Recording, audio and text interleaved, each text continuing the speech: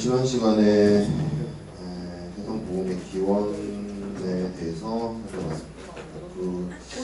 그 부분은 여기서 글로벌 무역물류 이야기 수업 들은 친구들도 있고 할 텐데 그런 수업에서 또 자세히 다루는 부분이라 해상보험 수업에서는 간략하게만 이야기를 나눴습니다. 자, 오늘 할 얘기는 이제 해상보험 계약에 대한 얘기인데, 근본적으로 해상보험도 국제물품 매매처럼 사인과 사인의 계약이에요. 그 사인이 물론 법인일 수도 있고 뭐 개인 자격일 수도 있지만 일단 그 사적 계약이라는 점에 차이가 없습니다. 그래서 기본적으로 이 계약의 컨셉은 항해를 하는 동안, 항해 사업을 하는 동안 발생되는 손해를 보험회사가 보상을 해주는 걸로 되어 있고, 계약이라는 것을 지난 학기 때 제 계약론 수업 들은 친구는 알겠지만 약속이에요. 약속을 하는데 그냥 우리 뭐 언젠가 밥 한번 먹어, 언젠가 술 한번 먹어 이런 약속 아니라 했어요. 문서화 시키고 너는 나에게 무엇을 해야 되고 너는 그렇죠.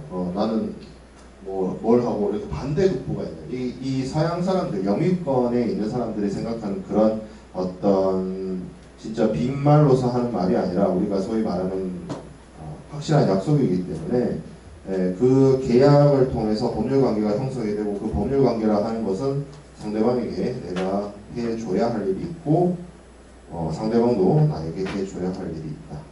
그런 것들을 생겨나게 만든다는 거죠.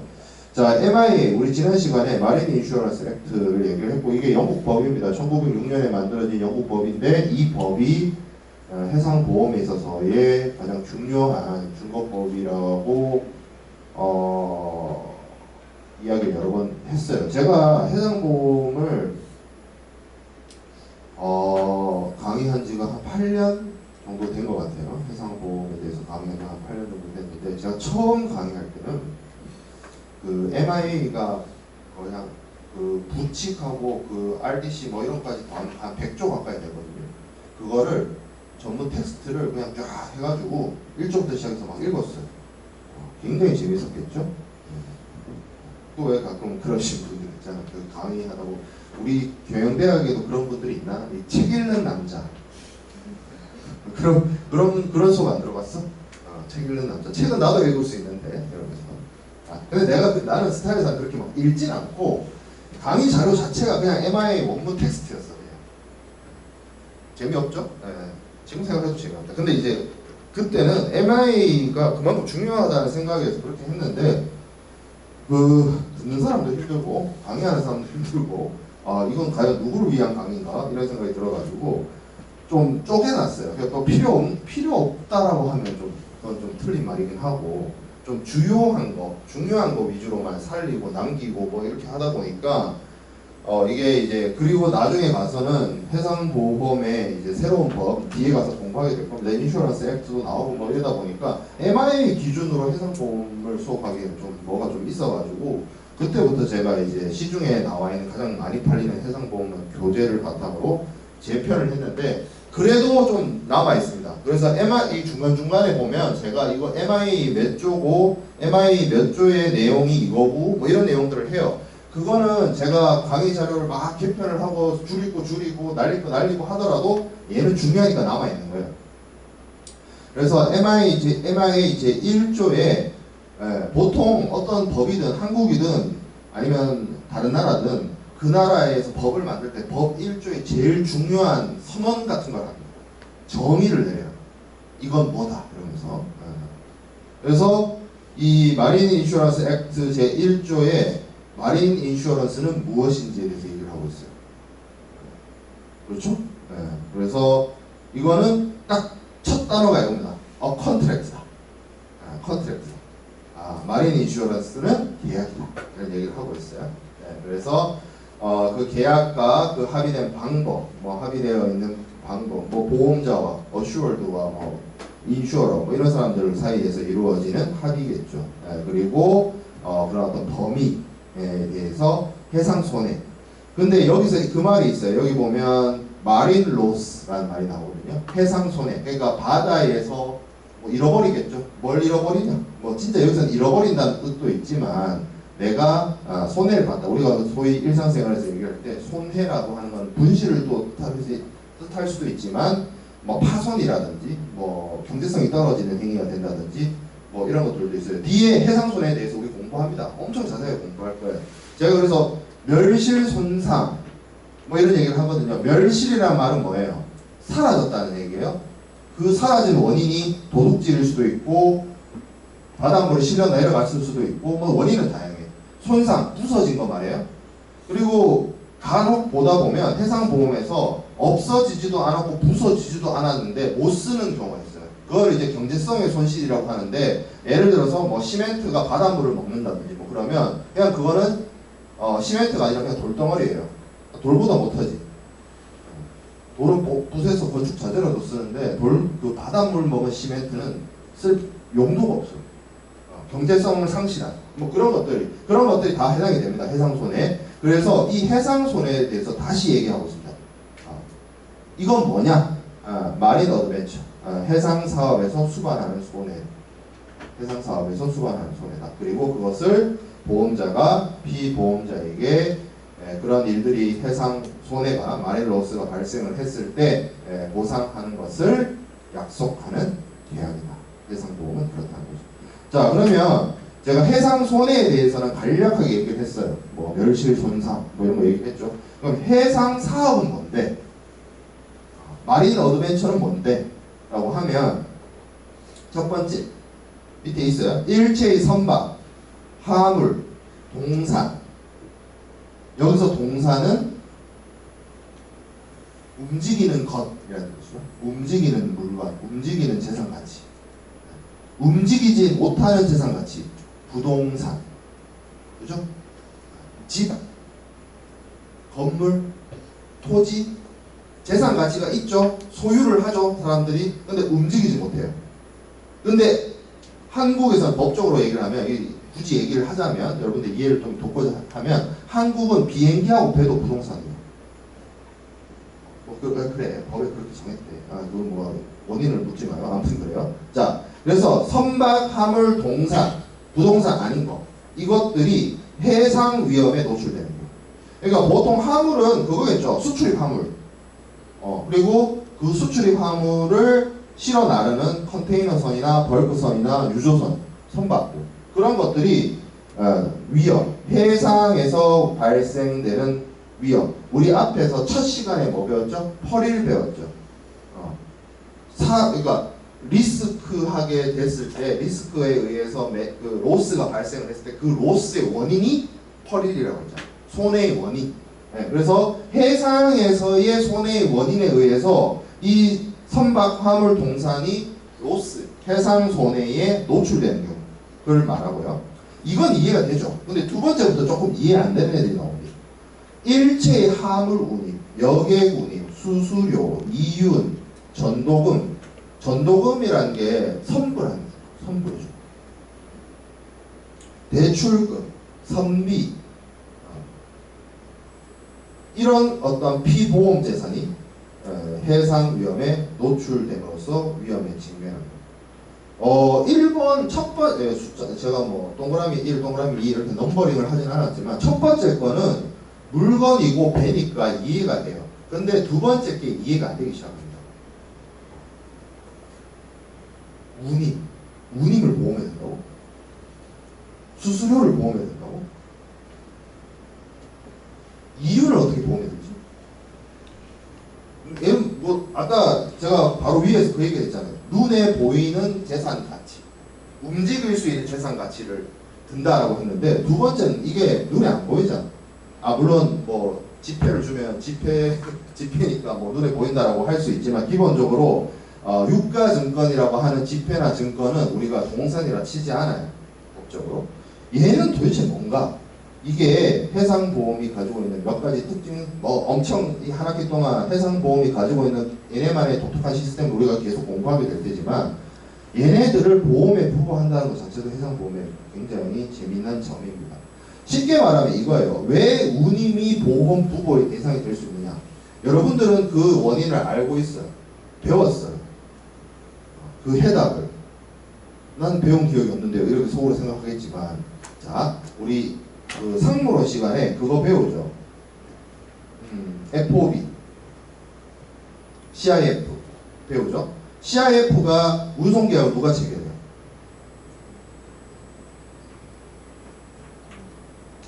매도인이 합니다. 그죠? 네. 그럼 매도인이 운송계약 체결, 수출자가 해요. 수출자가 하면 운송업체 만나가지고 야, 나 어디 저기까지 뭐 운송해줘. 그러면서 운송계약 체결하겠죠? 네. 돈을 선불합니다. FOB는 누가 운송계약 체결해요? 개념적으로 수입자가 하죠. 매수인이 하죠. 그러면 운송계약 어떻게 체결해?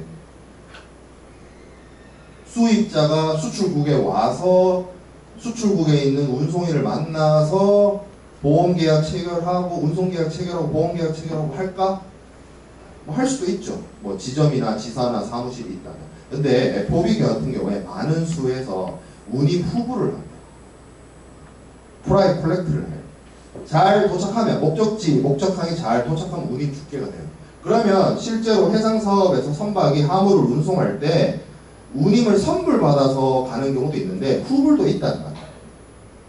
운임을 후불을 받을 거면 어떻게 해야 돼? 목적지에 안전하게 도착해야 물건 주면서 돈 받지. 운임.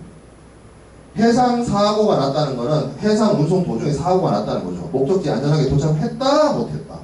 못했던 거죠. 그러면 화물이 목적항에 제대로 도착하지 못했는데 운임 내놓으라고 할 수 있느냐? 할 수 없죠. 운송계약에 그게 분명히 있을까요?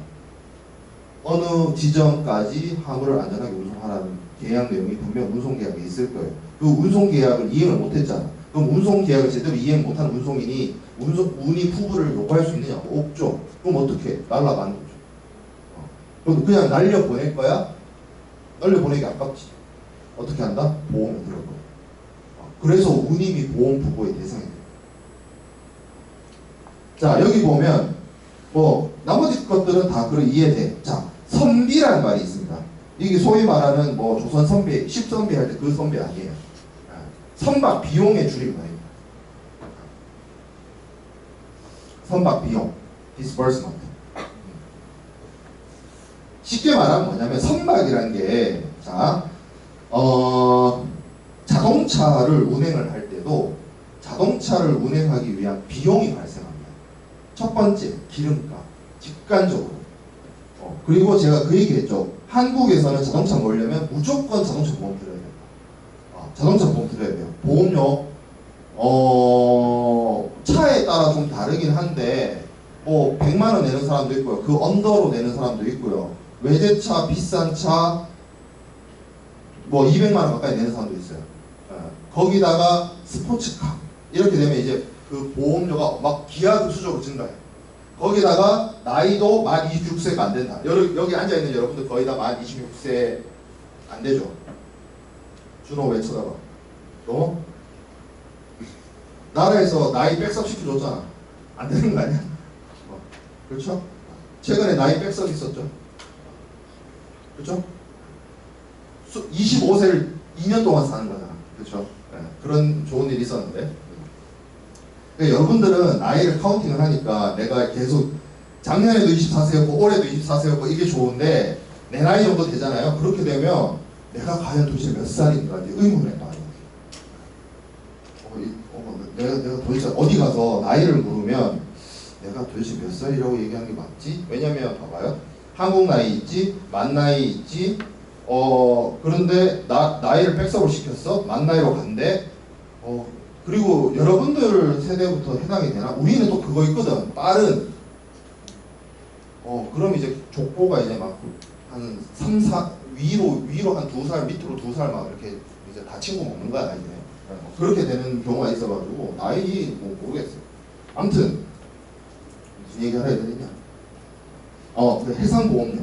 보험료도 많이 들고 자동차세, 보험료, 기름값에다가 자 이게 자동차라는 게 그냥 보면 그냥 아무거나 막 굴러다니는 것 같지만 그 엔진이 있는 자동차들은 주기적으로 엔진 오일을 교체해야 돼요. 보통 한 5,000km에서 7,000km를 가면 엔진 오일 교체합니다. 그리고 뭐 브레이크 오일이나 뭐 이런 것도 한 3만, 4만 킬로 타면 바꿔줘야 되고요. 타이어도 바꿔줘야 돼요. 와이퍼도 바꿔줘야 되고 그 구동액 같은 것도 바꿔줘야 되고 이제 겨울 오면 뭐 여러 가지 할 게 많아. 다 투자 비용이죠. 다 투자 비용이에요. 선박, 자동차하고 선박 비교 한번 해봐요. 선박은 어마무시하겠죠. 어마무시하겠죠. 기름 장난 아니게 들어요. 톤 단위로 싣고 다녀요. 기름을. 선박 보험료 장난 아니겠죠. 엄청 비싸겠죠. 자동차가 이 세상에서 제일 비싼 자동차가 30억을 하는데 선박은 3천억, 2천억, 4천억 그 정도 가격이야. 한 100배 비싸. 보험료 100배만 비쌀까요? 더 합니다. 더 나아가요. 왜 그러냐면 자동차는 30년을 안 타잖아. 자동차는 많이 타면 10년 탔다 그러면 많이 탔네요 그러잖아요. 그죠? 선박은 기본적으로 그 사용연한 한 30년 정도 봐요. 선박. 그러면 가치를 30년을 나누거든. 감가상각은. 그러니까 이게 그래 이거 생각해 봅시다. 이것도 들어가요. 배가 우리 저기 뭐냐 회계원래 공부했을 거 아니에요. 자 배가 내가 수에 약해서 3천억이라고 칩시다. 그럼 공이 8개가 뒤에 있겠죠. 3천억짜리 배라고 치자고 우리 계산하기 쉽게. 이 배를 보통 사용연한을 30년을 잡는다 치자고요. 그러면 감가상각이라는 걸 하잖아. 유형자산이잖아. 유형자산은 감가상각 해야지. 배웠을 거야. 뭐 회계원리 시간에. 유형자산은 무조건 감가상각을 해. 그죠? 무형자산이 아니잖아. 유형자산이잖아. 자, 이거 30년 동안 감가상각하면 1년에 얼마씩 날라가요? 100억씩 날라가요. 그 얘기 즉슨 뭐예요? 배가 컨테이너선 2만 TU 실은 3천억짜리 배를 만들면 이 배는 가만히 있어도 100억씩 사라져요. 가치가. 감가상각돼야 되죠. 그렇죠? 여기 그 자동차를 한 사람이 몰면 되죠. 근데 이 대형 컨테이너선 같은 경우에 적어도 한 10명에서 20명 정도의 선원들이 탑니다. 뭐 요새 아무리 그거를 뭐 IoT 시스템을 넣고 이거 CCTV로 감시를 하고 전자동 센서로 뭐 자동 제어를 하고 자동 항법 장치가 있어서 자동 문항을 하고 이런 아무리 첨단 장비가 붙어도 사람이 타야 돼. 그럼 인건비 들어가지. 이 사람들 뭐 항해하면 먹고 마시고 해야 되죠. 그렇죠? 그러니까 이 선박을 운용하는 데 있어서 추가적인 부수 비용이 발생해요. 일종의 투자금이에요. 이것 또한 보험 부고의 대상이 되죠. 왜냐하면 항해를 잘 마무리하면 이런 투자 비용들이 하나의 선박에 뭐 들어가는 여러 가지 기름값부터 시작해서 모든 비용들이 투자 비용으로 생각할 수 있는데 그 투자를 회수하지 못한다라고 하면 다 손해가 발생합니다. 그래서 이 해상사업 그리고 해상보험의 부고 대상이 되는 것이 그냥 물건, 그냥 선박만 있는 것이 아니라 그 화물을 운송하는 데 있어서의 선박회사의 운임이라든지 선박회사의 투자 비용인 선비라든지 이런 것들도 보험 부고의 대상이 된다. 자, 세 번째 봅시다. 피보험 재산의 소유자 또는 피보험 재산에 기타 이해관계가 있거나 책임이 있는 자가 해상 위험 때문에 제3자에 대해서 배상 책임을 부담하는 것. 자, 보험이라는 게 자동차 보험을 제가 얘기를 많이 드는데 왜 그러냐면 자동차 보험을 예시로 들 수밖에 없는 게 여러분들 그 해상보험은 여러분들 생활에 여러분들 일상생활에서 저 멀리 떨어져 있어요. 근데 자동차 보험이란 거는 바로 옆을 지나가. 그래서 예시를 들 수밖에 없는데 예를 들어서 자동차를 몰던 사람이 다른 사람이 차를 박았어. 그럼 물어줘야 되잖아. 그걸 이제 대차. 혹시 인명사고를 냈어. 그럼 대인. 손해배상을 해줘야 돼요. 자동차 운전사가 아니죠. 자동차 보험을 들었으면 자동차 보험 회사가 해주죠. 치료비 주고 차 렌트 해주고 많이 들어봤을 거예요. 그죠? 네. 선박보험, 해상보험도 마찬가지입니다.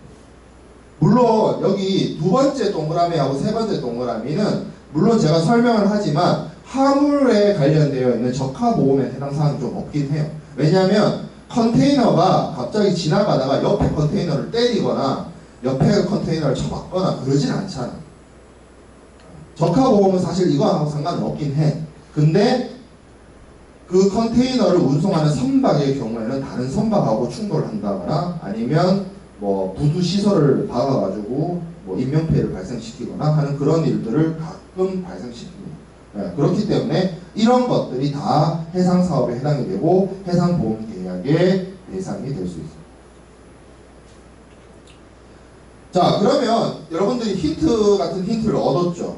해상 보험은 크게 나눠 봤을 때 우리가 지난 시간에 보험에 분류해가지고 인보험, 물보험 해가지고 쭉 나눠왔잖아요. 그래서 우리가 한 학기 동안 해상보험을 공부한다라고 했는데 해상보험 안에서도 화물을 대상으로 하는 적합보험과 선박을 대상으로 하는 그 선박보험이 크게 나뉜다라는 것을 우리 앞에 강의자를 통해서도 확인을 할 수가 있어요.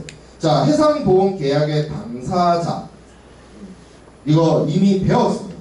배웠는데 제가 여기 또 넣어놓는 거는 MIA에는 해상보험과 관련해서 보험계약자는 개념이 존재하지 않아요. 거기는 그냥 insurer, assured 이렇게만 표현이 되어 있어요.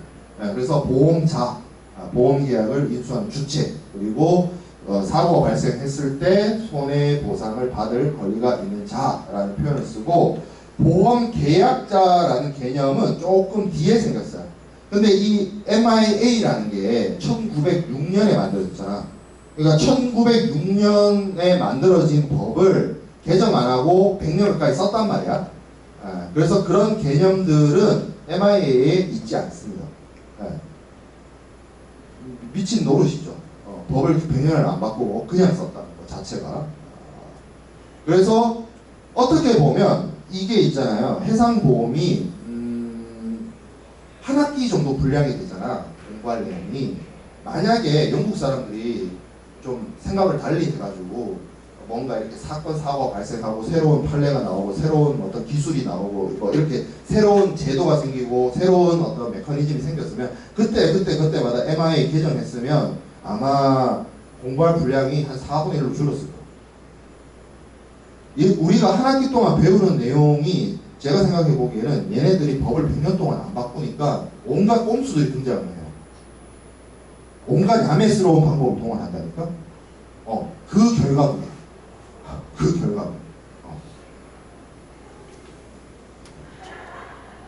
자, 그러면 해상보험 계약의 형태 봅시다. 예정보험이 크게, 그러니까 계약을 하는데 우리가 계약이라는 이게 계약 메커니즘이다라는 거를 30분 동안 설명을 했어요. 자, 그럼 계약을 체결하는데 어떤 형태로 하냐를 따지고 보면 크게 나눠보면 두 가지 형태가 있어요. 예정보험이 있고 확정보험이 있어요. 확정보험이라고 하는 거는 기본적으로 보험계약을 체결하는 그 시점에 계약의 대상이 되는 화물의 수량이나 가액이나 아니면 선박 어느 배에 실을 건지 이런 것들이 딱 정해집니다. 근데 예정보험은 반대겠죠. 보험을 계약을 체결하는 시점에 화물의 수량, 화물의 가격, 어느 배에 실을지 이런 것들이 정해지지 않는 보험. 그렇죠? 이게 그런가 보다. 예정보험이 있고 확정보험이 있다 보다. 여기 그리고 강의자에서 그렇게 얘기를 하고 있죠. 미확정적인 부분은 나중에 계약 체결 후에 뭐 하면 된다? 보험자에게 알려주면 된다.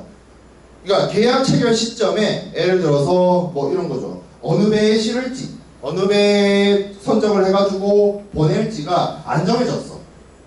근데 계약 체결하고 나서, 보험 계약 체결하고 나서 시간이 조금 지난 다음에 보험자한테 알려주면 되겠지. 이렇게 생각할 수 있어요.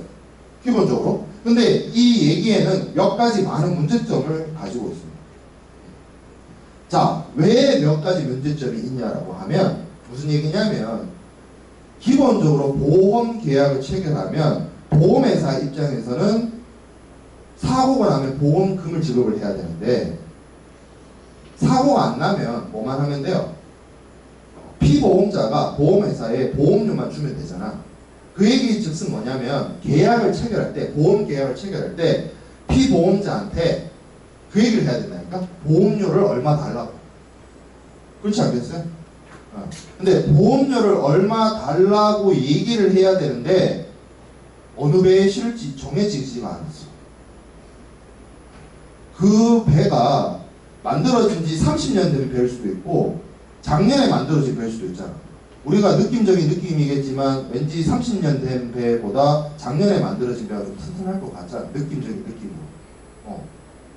그러니까 이 화물을 손님이 와가지고 보험에 넣겠다고 하는데 이 화물이 어느 배에 실릴지가 안 정해진 상태야. 근데 보험 계약은 체결해야 돼? 어느 배에 실릴 줄 알고? 난감하죠? 그런 문제가 있다는 거야. 그런 문제가 있을 수 있어요. 이게 왜 실무적으로 그런 일이 발생합니까? 여러분들 이것 또한 여러분들 배웠어요. 어디서 배웠냐? 인카통수 공부할 때 배웠어요. CIP 조건이나 FCA 조건 쓰면 보통 매도인이자 수출자가 물품을 인도하는 시점이 본선 적재시키지 않죠. 온보드 시키지 않죠. 언제 넘겨줘요? First carrier. 첫 번째 운송인한테 물품 인도하면 매도인의 의무가 다 한다고 돼 있잖아요. FCA. 그러면 그 메커니즘대로 하면 우리가 수출자인데 수출을 할 때 내가 직접 어떤 특정한 선박에 선적을 시키는 게 아니라 내 화물을 다른 지역으로 운송을 시켜줄 운송인한테 화물을 인도를 합니다. 그 사람이 알아서 해주겠지. 알아서 해주는데 어느 배에 실지 나도 몰라. 그 운송인이 알아서 하는 거야. 실제로 그런 실무 관행이 돌아가요. 그리고 이거지. 그러니까 나는 컨테이너에 하나에 화물 다 채워가지고 운송계약 체결해서 운송인한테 넘겨줬어요. 인도했어요. 얘가 알아서 미국으로 보내준대. 그리고 돌아서가지고 그 사람이 발행해준 BL 들고 뭐 BL을 들었을지 아니면 전자문서일지 아무튼 그거 받아서 보험회사 찾아가겠죠. 보험회사 찾아가면 묻겠죠. 뭐 몇 날 몇 시에 출발을 해서 어느 배로 갑니까? 안 정해졌는데요. 이렇게 얘기한다. 어떡할 건데? 보험회사 입장에서 어떡할 건데? 그걸 해결하는 방식이 밑에 나와 있는 포괄예정보험이에요. 자, 개별 예정보험 계약이 있습니다. 화물을 선적할 때마다 매 건별로 개별적인 보험 계약을 체결하는 방식인데 예정보험 계약을 이런 방식으로 건 바이 건으로 체결하기는 좀 쉽지 않아요. 그래서 사람들이 많은 방식으로 실무적으로 이용하는 게 밑에 나와 있는 포괄 예정보험이에요. 이거를 다른 말로 실무에서는 오픈 커버, 오픈 팔릿이에요. 원래 전통적으로 이 오픈 커버라는 간행과 실무적인 방식이 발전하기 전에 MIA에 뭐가 있었냐면 선명미상보험 증권이라는 게 있었어요. 그게 여기 지금 밑에서 두 번째 동그라미에 보면 MIA에 예정보험 계약을 전부 플로팅 팔릿이라고 불렀다라고 되어 있어요. 이게 그러니까 MIA가 만들어지는 1906년에는 컨테이너가 없었어요, 여러분. 컨테이너가 본격적으로 사용되기 시작한 건 1960년대 와서예요. 1906년에는 컨테이너 없었어.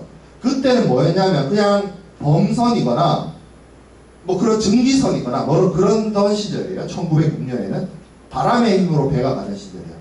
그때는 보험계약 체결할 때 딴 건 안 정해졌는데 어느 배에 실을지가 안 정해진 상태로 보험계약을 체결했던 게 있어.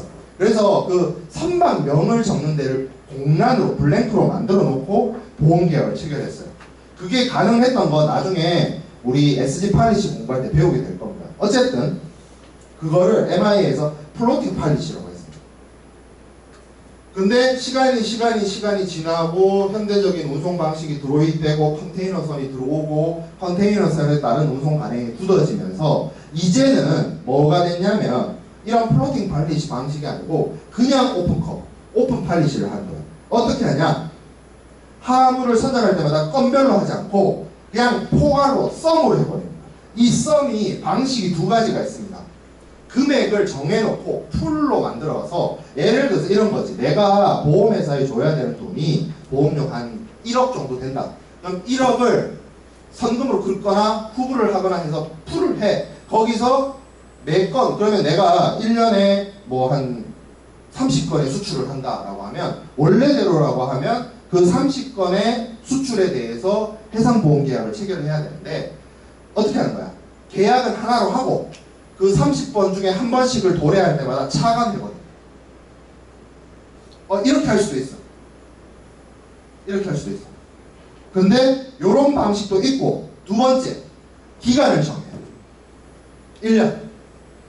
1년을 해서 1년 동안 내가 뭐 대충 한 20번 한다 라고 하면 그 20번에 대한 1년짜리 계약을 통으로 맺어. 그러면 그 20번 중에 한 번이 실질적으로 물품 선적이 이루어지면 그 실제 선적되는 실제 해상 사업이 시작되는 거에 대해서만 보험자에게 통지해주는 방식이에요. 그래서 나중에 뭐 정산하고 뭐 이렇게 하는 거예요. 그러니까 앞선 방식이든 1년짜리로 기간으로 하든 뭐예요? 메커니즘은 뭐예요?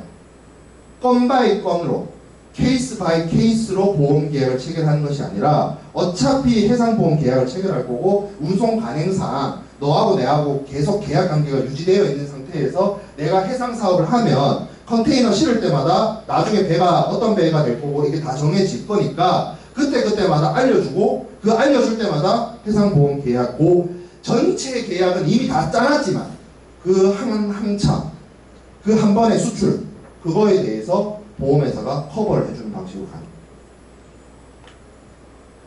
이게 오픈 커버, 오픈 팔리시.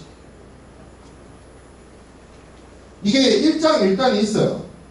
일장일단이 있습니다. 왜? 일단 수출을 하는 그 무역업자 입장에서 생각해보면 편리하지. 편리하지 않겠어? 매번 계약 체결할 때. 보험회사 입장에서 편리합니다. 왜? 일단 얘는 1년 동안 내 고객이잖아. 그렇죠? 네, 뭐 여러가지 일장일단의 이유가 있습니다. 자, 그래서 1년짜리 계약을 체결하면 그때 보험 계약을 작성을 해요. 그리고 그 1년 동안 1년 365일 계속 이 피보험자의 화물이 바다 위에 떠 있는 것이 아니기 때문에 그 피보험자가 실제로 수출입을 하거나 해상 사업을 할 때마다 어떻게 하느냐? 통지를 하고 보험회사는 보험 증명서라고 부르는 서류를 끊어줘. 계약을 해놨는데 계약서를 또 쓰지 않는다는 말이야. 이미 계약은 1년짜리 계약을 너와 나 사이에 맺어놨어. 조건도 정해졌고 보험료 얼마 줄지도 다 정해졌고 이미 뭐가 존재해. 근데 실제 뭐가 사업이 수행이 되면 그때 서티피케이트를 끊어주는 거지.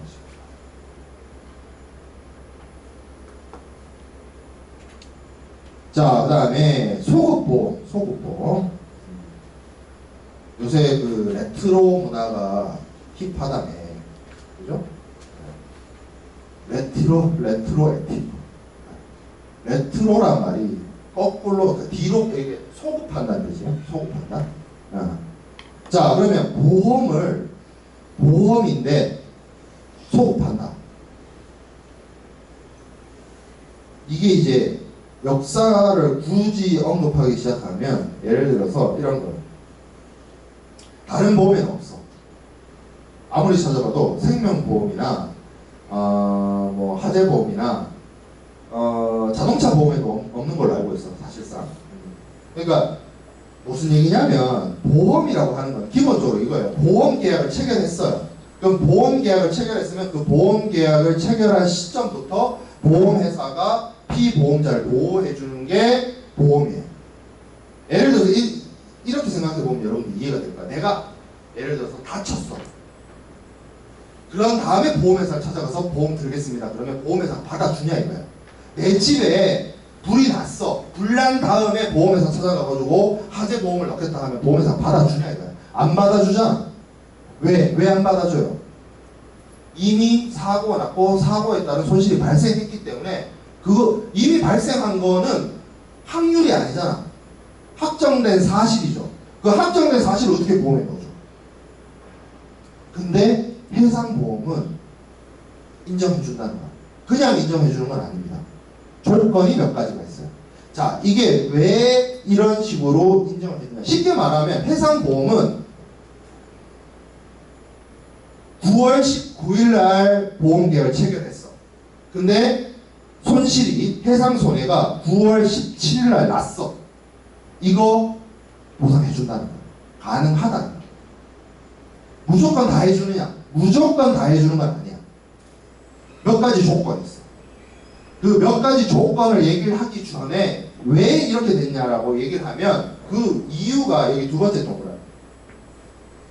통신시설이나 교통시설이 발달하지 못했기 때문에 이렇게 됐어요. 자, 예를 들어서 이렇게 생각을 해볼게요. 우리 집이라는 거는 제가 예시로서 집에 불 난 다음에 보험 못 든다라고 하는데 집은 언제나 그 자리에 그렇게 머물러 있어요. 집의 컨디션이라는 건 늘 알 수가 있습니다. 그 집에 불이 났는지 그 집이 안전한지는 계속 관찰할 수 있고 계속 확인할 수 있어요. 근데 내가 해상 사업을 해요. 예를 들어서 미국에서 수출해가지고 영국으로 수입된다고 칩시다. 그러면 영국에 있는 수입자는 미국에서 출발하는, 미국 뉴욕항에서 출발하는 배를 기다리고 있을 거예요. 그리고 통신시설이나 교통시설이 발달하지 못했던 시기니까 지금처럼 인터넷이 발달했고 위성통신을 할 수 있는 시대가 아니라 뭐 한 세계 1차 대전이나 세계 2차 대전 치르던 그 시절이라고 생각해 봅시다. 그러면 뉴욕항에서 배가 출발을 하면 뉴욕에 있는 사람이 전신이나 정보를 칠 거예요. 뚜두두두두두두 이거 있죠. 모습 보고. 그러면 영국 사람이 알겠죠. 아, 몇 날 며칠 날 배가 출발을 했구나. 그러면 대충 계산해 보면 배의 속도나 배가 와야 되는 거리나 이런 거 대충 계산해 보면 한 20일 뒤에 런던에 도착을 하겠네 라고 생각을 해요. 배는 오고 있죠. 네, 그래서 이 사람이 그 배가 출발했다는 뭐 편지나 정보나 이런 걸 받고 보험회사를 찾아갑니다. 그래서 보험을 들어요. 근데 이 보험은 뭐예요? 20일 뒤에 런던에 도착할, 뉴욕에서 출발해서 런던으로 오고 있는 배에 실려있는 화물에 대한 보험이잖아. 보험회사가 지금 대서양 한가운데 떠있는 화물에 대해서 컨디션을 확인할 수 있느냐? 없어요. 망망대해 위에 떠있는 배에 화물, 실려있는 화물을 상태를 점검할 수 있느냐? 없어요. 이미 그 런던에 있는 수입자가 보험회사 찾아간 그 시점에 그 화물이 없을 수도 있어요. 그 화물을 싣고 있는 배가 이 세상 배가 아닐 수도 있잖아. 그런 확률이 있잖아. 근데도 해상보험은 들어줘요. 이게 소급보험. 쉽게 말해서 전보 쳤어, 출항했어, 하루 이틀 만에 배가 침몰했어. 근데 런던에 있는 사람들은 그 소식 못 들었어. 그 소식 못 듣고 그냥 보험하러 가는 거야. 보험하러 간 순간, 그 순간에 이미 화물은 이 세상에 존재하잖아. 대서양 밑바닥에 있어. 그러니까 이런 경우가 가능한 거예요. 9월 19일 날 보험 계약을 체결했는데 실제로 사고는 9월 17일 날 난 거야. 그러니까 이런 식으로 과거에 일어난 사건에 대해서 보험이 커버를 해주는 거는 다른 보험에서는 없습니다. 자동차 보험, 화재 보험, 생명보험, 의료비 실비보험 다 안 해줘요. 근데 해상보험은 해준다. 그게 소금보험. 많은 수의 해상보험 계약이 이런 방식으로 체결이 되었고 통신수단이 발달하기 전에는 다 소금보험 형태였어요. 사고가 안 나서 물론 그 출발한 배가 제대로 정상적으로 20일 뒤에 런던항에 들어오면 아무 문제 없는 거지. 그죠? 네. 아무 문제 없는 거예요. 모두 다 해피한 상황이거든요. 네. 그래서 이 해상보험이 가지고 있는 특징, 바다라는 컨디션에서 국가 간에 멀리 떨어진 곳 사이를 연결하는 운송수단을 활용한다는 점 때문에 해상보험만 이런 소급보험이 가능했다. 오늘날에도 있잖아요. 오늘날에도 이게 되느냐? 됩니다. 돼요. 오늘날에는 돼요. 여러분들 뭐 뉴스나 이런 거 보면 뭐 스마트 물류니 내가 말했죠? 스마트라고 쓰고 뭐 이렇게 수식어 하는 것 중에 이디엇 하는 거 되게 많다고. 그냥 수사의 향연일 뿐이다. 근데 이게 스마트한지 안 한지까지 모르겠는데 요즘은 어떻게 하냐면 그거를 이제 물류 트래킹이라고 합니다. 그러니까 쉽게 말하면 여러분들 그 택배 받을 때 내 택배가 어디쯤 와 있는지 확인이 되잖아. 그거 왜 그럴 것 같아요? 그게 되려면 뭘 하면 그게 가능할까? 택배 기사님들 이렇게 뭐 단말기 같은 거 들고 다니죠. 택배 기사님들이. 그러면 이게 그 안에 이제 화물마다 그 쿠팡 보면 이렇게 바코드가 있잖아. 바코드. 그래서 물건을 이렇게 옮길 때마다 바코드를 찍어. 그럼 기록이 다 남죠. 그래서 어느 지점에 가고 있다. 정확하게는 사실은 쿠팡도 완벽하게 실현을 못한 게 뭐냐면 실시간 추적은 안 돼. 근데 쿠팡은 이건 있을 거 아니야. 예를 들어서 어디 뭐 양산의 허브에 도착했다. 그럼 바코드 찍을 거 아니야. 그게 그 컨테이너 상태든 탑차 상태든 아니면 큰 화물의 단위의 상태든 소화물 상태든 여기 도착했다는 게 기록이 남을 거 아니에요. 그런 다음에 조그만 차로 하차를 하죠. 그러면 그분이 뭐 오실 거 아니야? 그럼 그 기록들이 점점점점으로 찍히는 거야. 그럼 그걸로 이제 추적이 돼요. 그걸로 추적을 합니다. 자, 컨테이너는 어떻게 하냐면 요새 컨테이너 중에 그걸 심어요. RFID 칩을 컨테이너 안에다 넣어버려요. 더 나아가서 그 IoT 기술로 그 실시간 추적이 가능한 칩을 컨테이너에 넣어. 컨테이너가 이제 그 깡통이 아니고 진짜 스마트해지는 거죠. RFID 칩만 넣어도 뭐가 되냐면 컨테이너를 열지 않고도 그 RFID 칩에 기록을 넣어가지고 이 컨테이너 안에 뭐가 담겼는지를 확인하고 할 수 있습니다. 근데 거기다가 통신칩을 넣는다? 통신칩을 컨테이너 안에 넣으면 뭐가 되기 시작하냐면 컨테이너를 실시간 추적할 수 있어요. 어디로 가고 있는지. 그런 시대가 곧 도래할 것 같아요.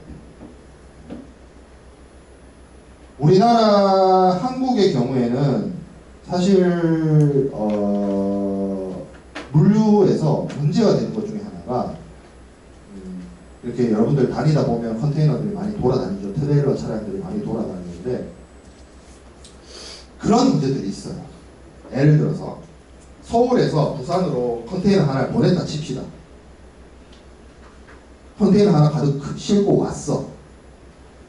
근데 부산에 왜 또 부산에서 다시 서울로 올라올 컨테이너 물량이 없으면 그 기사님은 뭐라고 해야 돼? 쉽게 말하면 빈 차로 아무것도 실지 않은 차로 다시 서울로 와야 돼. 왜? 자기 집이 서울일 거니까. 그런 문제가 있었어요. 근데 이제 스마트 기술이 발달을 하고 물류를 추적하기 시작하면 뭔가 그런 게 있을 거 아니야. 그 정도 물량은 아닌데 서울까지는 아닌데 뭐 예를 들어서 부산에서 예를 들어서 뭐 평택이나 천안까지 와야 되는 물량이 있다. 그러면 그 기사님이 돌아오는 길에 싣고 올라오면 되잖아. 그죠? 평택에서부터 서울까지는 뭐 빈차로 오더라도 그러면 훨씬 교통량을 줄일 수 있고 시간을 줄일 수 있고 비용을 줄일 수 있어요.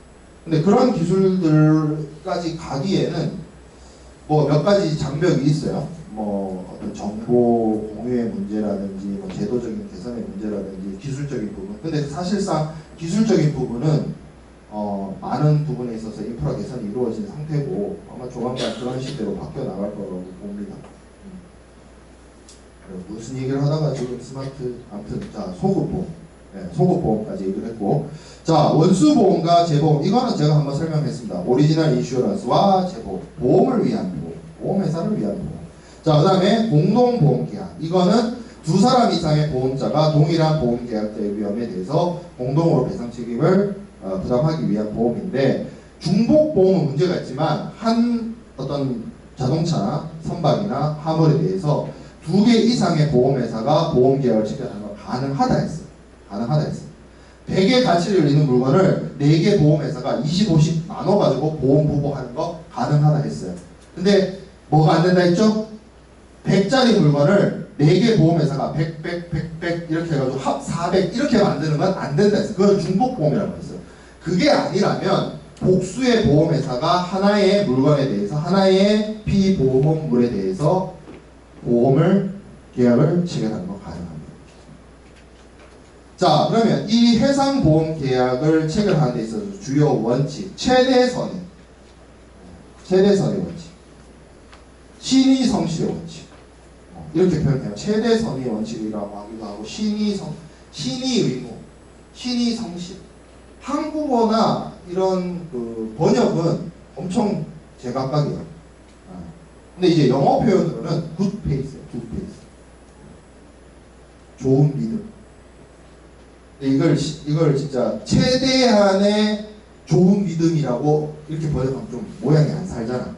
그러니까 이제 최대선의 원칙 이렇게 얘기를 하는데 그냥 믿자는 거야.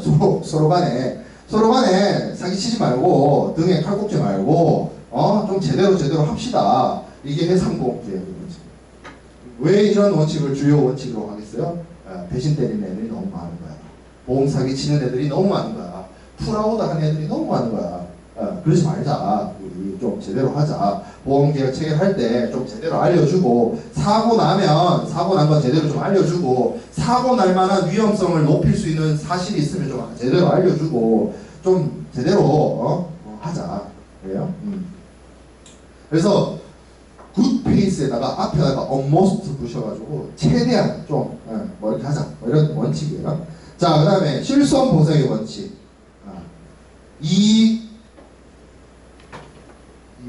갑자기 생각난다. 실손 보상의 원칙이라고 하고, 손해 보상의 원칙이라고 하고, 이득 공여 금지의 원칙이라고 하기도 하고. 한국어가 더 어려워. 아무튼. 자, 그래서 이걸 강조를 했죠. 그거는 요 실손 보상의 원칙은 해상 보험 계약의 원칙이지만 더 나아가서 모든 보험, 특히 뭐 손해보험 다에 적용.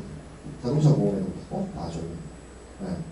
자, 그래서 손해보상은 실제 입은 손해액을 기준으로 보상을 한다라는 거죠.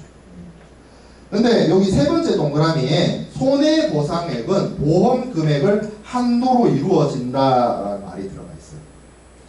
자, 제가 여러분들한테 속인 게 뭐냐면 실손 보상 원칙을 보험 원칙에서 설명할 때 그 얘기를 했어요. 내가 100의 손해를 입었으면 100을 보상을 받고, 80의 손해를 입었으면 80의 보상을 받고, 50의 손해를 받았으면 50의 손해를 보상받고. 그거는 내가 보험계약을 실제 입은 손해에 대해서 풀로 보상받는다는 계약을 체결했을 때 그렇게 받는 거예요. 여기 보험 금액이란 말이 나옵니다.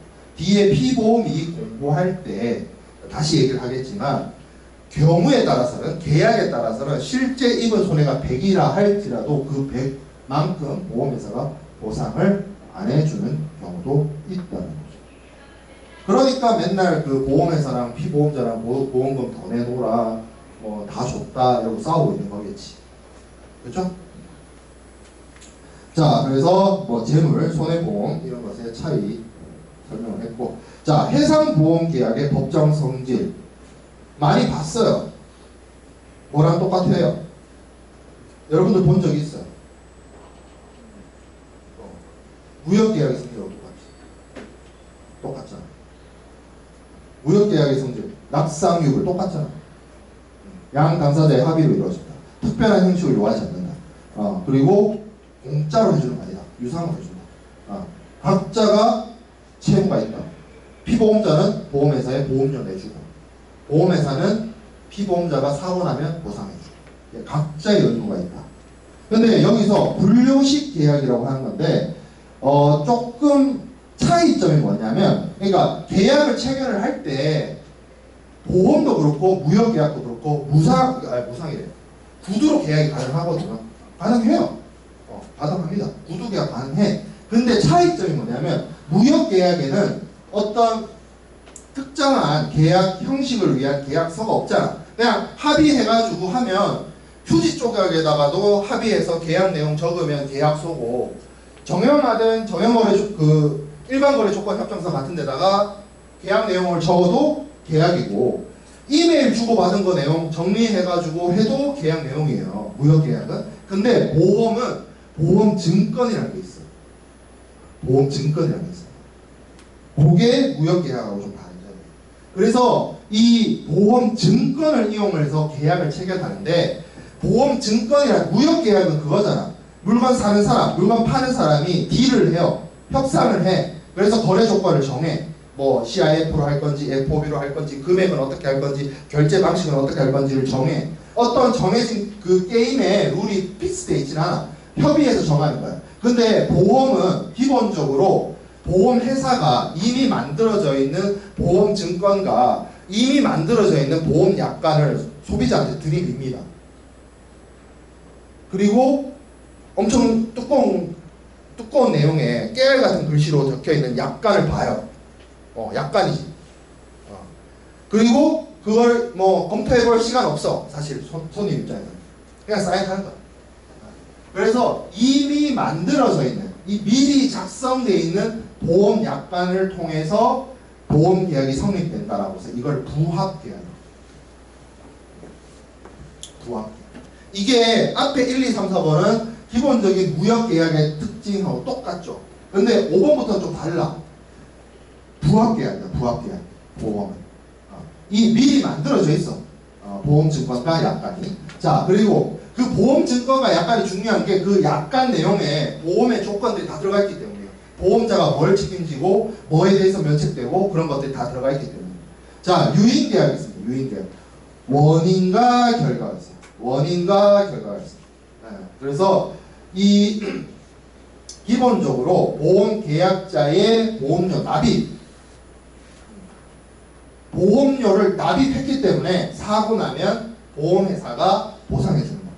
그걸 반대로 얘기를 하면 피보험자가 보험계약을 체결했다 하더라도 보험료를 내지 않으면 보험회사는 보상해 주지 않아요. 자, 이렇게 생각해 봅시다. 자, 지금 2시 한 27분 이렇게 되어 있는데 2시 27분에 내가 보험회사에 돈을 보내. 돈을 먼저 보내. 그리고 이제 바쁘니까 보험계약서는 내일 씁시다 라고 해. 그러고 나서 오늘 저녁에, 그러니까 돈은 지금 보내고 계약서는 내일 아침에 쓰기로 했는데 오늘 저녁에 사고가 났어. 그럼 보험회사는 보상해줘야 될까 말아야 돼? 해줘야 돼. 왜? 보험료를 받았잖아. 그리고 분명히 메시지를 전달했지. 내가 보험료는 냈는데 지금 바쁘니까 계약서는 내일 씁시다. 이게 딱 들어가 있죠. 아이폰 쓰는 사람은 어쩔 수 없지만 갤럭시는 녹음되잖아. 녹음되잖아. 지금 바빠서 계약서는 내일 쓰자. 근데 돈은 미리 보냈다. 보험료를 냈으니까 보험회사는 보상해줘요. 이게 반대로 되면 보험계약서 썼어. 아, 지금 내가 바빠서 보험료 내일 아침에 줄게. 근데 오늘 저녁에 사고나. 힘들 거예요.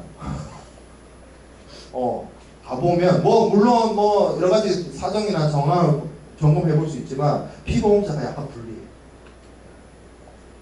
그럼 그게 이제 무슨 얘기냐면 보험 계약의 시작 시점을 보험료 지급 시점으로 볼 수 있어. 그러면 돈 못 받는, 보상 못 받는.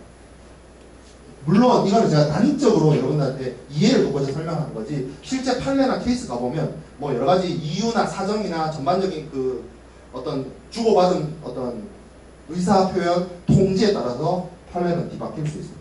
자, 어쨌든 유인계약이다. 자, 그 다음에 유한책임계약. 무한대의 책임을 지지 않아요. 보험회사가. 딱 정해진 만큼만 책임져 줍니다. 그렇죠?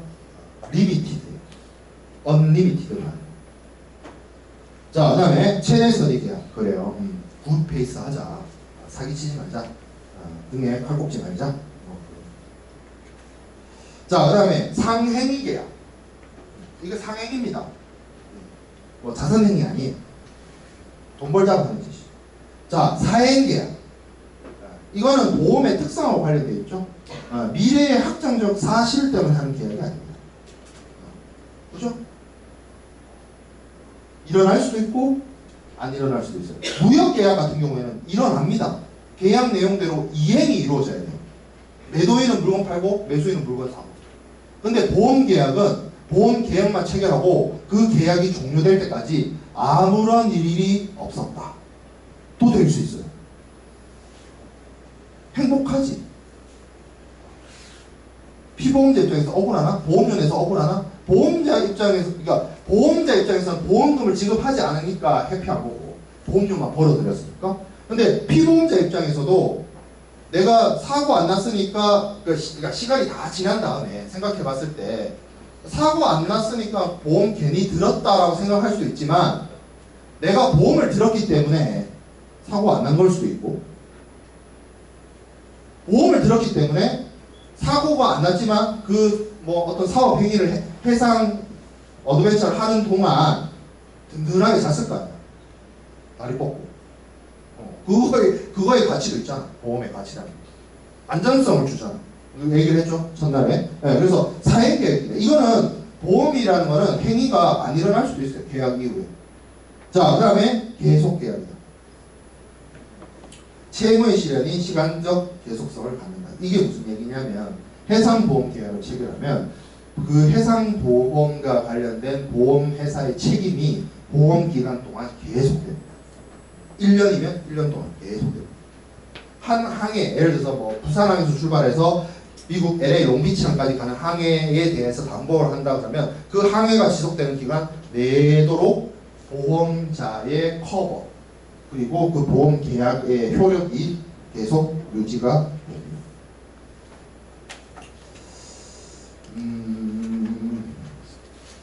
요거는 이게 맞네.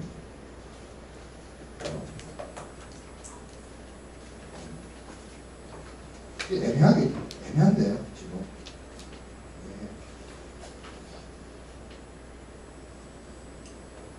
그래 애매하지만 좀 시간 되기도 했고 해서 여기까지 하고 나머지는 사전지적 강의에서 이어서 가도록 하겠습니다.